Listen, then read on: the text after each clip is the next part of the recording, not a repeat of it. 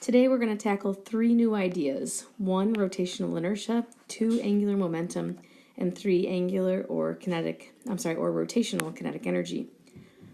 So we know that inertia is the resistance that an object has to changing its motion, and it's measured by mass. Rotational inertia is the resistance an object has to its change in rotation, and it's measured by where the mass is distributed. For example, if I took 2 objects and rolled them down the ramp of identical mass, but one got to the bottom of the ramp before the other, that's because the one that got to the bottom of the ramp first had less rotational inertia. The slower one, the one that took longer to get to the bottom ramp, would have had more rotational inertia. What does that mean? Well, it means that the object they both were at rest at the top of the ramp. They were not rotating. And the one that got going more easily had less rotational inertia. The one that had a harder time getting rotating had more rotational inertia. In the front of the room, I have a meter stick with clamps on it. And the meter stick that has the clamps on it very close together, if you were to grab that and rotate it above your head like a helicopter blade, you would notice that the one that had the clamps really close together, this one that I'm kind of showing in the red, the one that I've shown in the red, this one is easy to get it going. It's also easy to stop it from rotating. I should say it's easy to get it rotating, and it's easy to stop it rotating. So we say it has less rotational inertia. But the one that has the clamps really far out, if you were to put your hand right in the middle and then twist it, again like helicopter blades, you'll notice that it's harder to get it going and it's harder to stop it from rotating, which means it has more rotational inertia. And the symbol for rotational inertia is capital I. So this next part, I have different objects, and what we do is we roll them down the ramp to see which one is going to get to the bottom first. And I will demonstrate that for you when I come back. On the top slide, you'll notice that I have lots of different shapes and the equation for rotational inertia for each shape. For example, a solid sphere about any diameter, the rotational inertia, is found by taking 2/5 mr squared. No, you won't need to put this down on your note card. I'll provide any of the equations that you need on the test, but on homework you might have to reference this particular thing.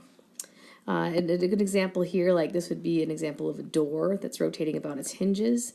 This is what you would use for the rotational inertia, where m, of course, stands for mass, r is for radius, and then L is some sort of length denoted in the picture. Now that you understand rotational inertia, I'm going to have you take a look at a new equation called angular momentum. Angular momentum is given the symbol L, and it is equal to I, which we just learned was rotational inertia, times omega, which stands for angular velocity. It's like frequency.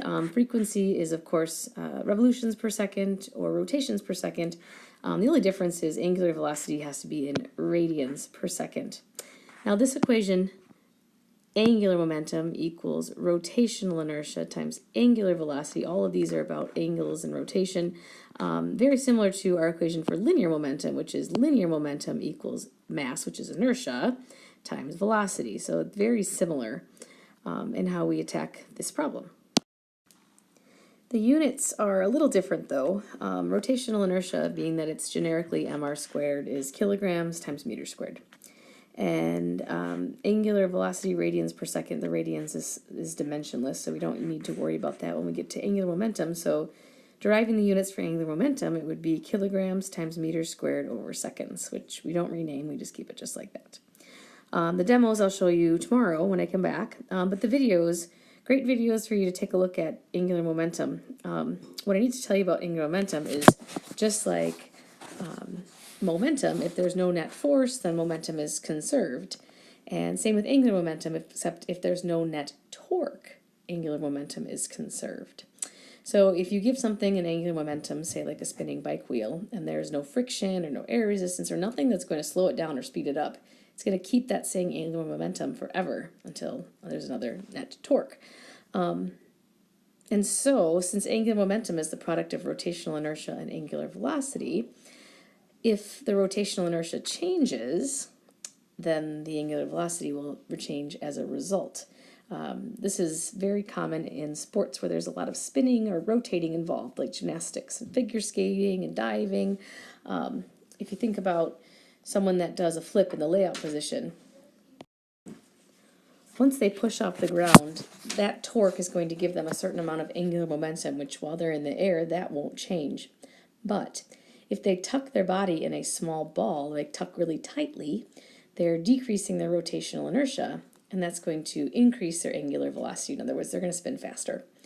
And vice versa. If divers, they start really tucked, so they exert a torque on their own body to get them to rotate, so they have a certain amount of angular momentum, and they start in the tucked position usually, and they're going to be rotating at a certain velocity. And then to slow down their rotation so that they can land in the water perfectly timed, they stretch out their body, increasing their angular velocity, increasing their rotational inertia, decreasing their angular velocity. So check out the videos so that you can see some of these examples.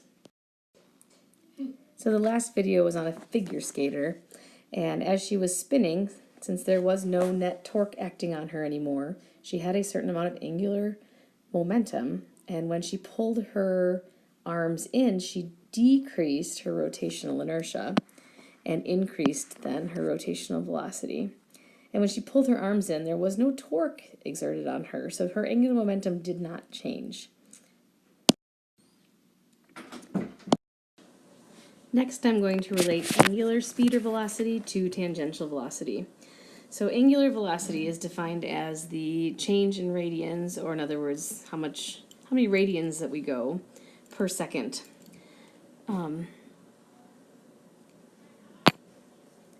Here we have angular speed or angular velocity is delta theta over delta t, or in other words, delta theta, the amount of radians, is going to be angular velocity times time.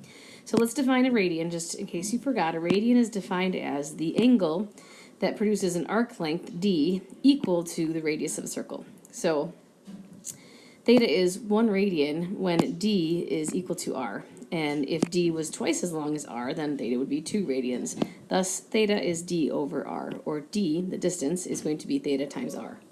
So if I go in red here to the linear speed equation, linear speed or velocity is distance over time. And we just said that distance is really theta times r. Well, a little bit ago, we said that theta was omega times time, or in other words, angular velocity times time. So I substitute that all in, things cancel, and you're left with this idea that linear or tangential velocity is equal to the radius times the angular velocity. It's a way of relating the linear velocity and the angular velocity. And so radius is in meters, angular velocity is in radians per second, which radians is dimensionless, so you end up getting meters per second for the tangential velocity.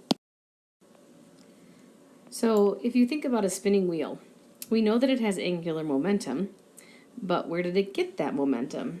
Well, I had to exert some sort of force perpendicular, in some perpendicular form, from the lever arm, right? But when I exert that force through a distance, I'm actually doing some work on it. The distance, though, wouldn't be r, rather it would be how far this way that I'm actually exerting the force. And so I do work on it and I give it some energy. But what kind of energy is it? This is going to be a type of kinetic energy called rotational or angular kinetic energy. Rotational or angular kinetic energy is equal to 1/2 I omega squared. Just like translational kinetic energy, the kinetic energy we were talking about up until this point, the kinetic energy of something moving forward, was 1/2 m, inertia, right, mass, times v, velocity, squared. So the rotational component looks very, very similar to the same equation. It's going to be really important, though, that we can make rotational kinetic energy and translational kinetic energy have some like terms. And so we're going to substitute in omega is v over r, the equation we learned just 2 slides ago. And then I, of course, depends on what the object is, which we learned a few slides ago. There was a slide about all the different types of I based on the shapes. Now, if we have an object that's rolling, it obviously has translational kinetic energy, it's moving forward, and it has rotational kinetic energy because it's spinning, it's rotating. So the total kinetic energy of a rolling object would be rotational kinetic energy plus translational kinetic energy. This question's a little bit tricky. It's if I have two discs with the same radius and mass positioned at the top of an inclined plane, and one rolls while the other one slides, assuming there's no friction, which will reach the bottom first? And a lot of kids think that the rolling one will reach the bottom first because in their experience that's what they would observe, because we've never observed something without the frictional effects slowing down. But really, what's going to happen is if you did do this truly and there was no friction, the sliding one would actually win.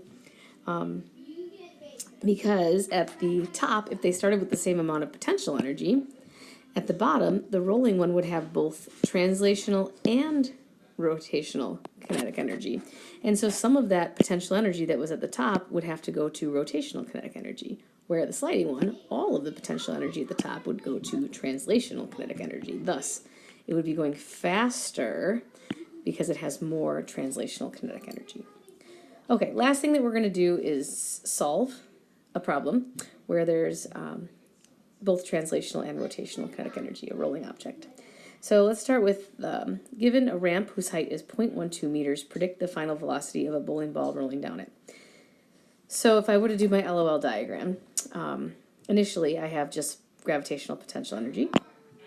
And then I have at the bottom of the ramp translational kinetic energy. The bowling ball is moving forward, but it's also rotating. So it's got both translational and rotational. So this first line, I've just written out the equations for all the types of energies. And then the second line, what I've done is I've actually taken this rotational kinetic energy equation and I've substituted in the rotational inertia for a bowling ball, 2/5 mr squared. And then for omega, I actually put in V over R. And then I simplified. And I ended up getting mgh plus 1/2 mv squared plus 1/5 mv squared. And then since all three of the terms had m in them, I canceled the m out. And so I'm left with this very simplified equation, GH equals 1/2 v squared plus 1/5 v squared, which then goes to GH equaling 7/10 v squared. And so then I was able to figure out the speed of the bowling ball when it got to the bottom, and we see that at the bottom, it's 1.3 meters per second. So it tells me the mass of the bowling ball wouldn't matter. So if I had two balls that were both solid and they rolled down a ramp, they really should tie as far as which one's going to get to the end first.